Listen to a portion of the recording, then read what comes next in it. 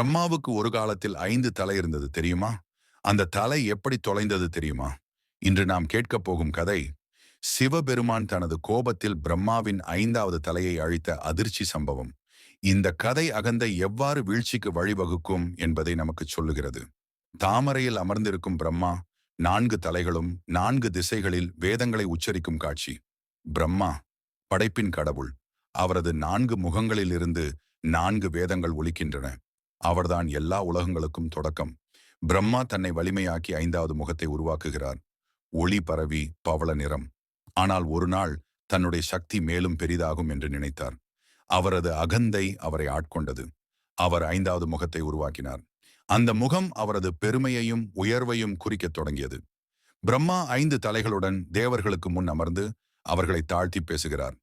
5வது தலை வந்த பிறகு பிரம்மா தன்னை சிவனை விட மேலானவன் என்று எண்ணினார். கைலாயத்தில் தியானத்தில் இருக்கும் சிவபெருமான் தனது 3வது கண் திறந்து பிரம்மாவின் அகந்தையை உணர்கிறார். அந்த நேரம் கைலாயத்தில் தியானித்துக் கொண்டிருந்த சிவபெருமான் பிரம்மாவின் அகந்தையை உணர்ந்தார். அவர் புரிந்து கொண்டார். அகந்தை கொண்ட படைப்பாளன் பிரபஞ்சத்திற்கு ஆபத்து. சிவன் பிரம்மாவிடம் வந்து கேட்கிறார். பிரம்மா தன்னை உயர்த்திக் கொள்கிறார். சிவன் பிரம்மாவிடம் வந்து கேட்டார். பிரம்மா, உன் முகம் பெருமை பேசுகிறது.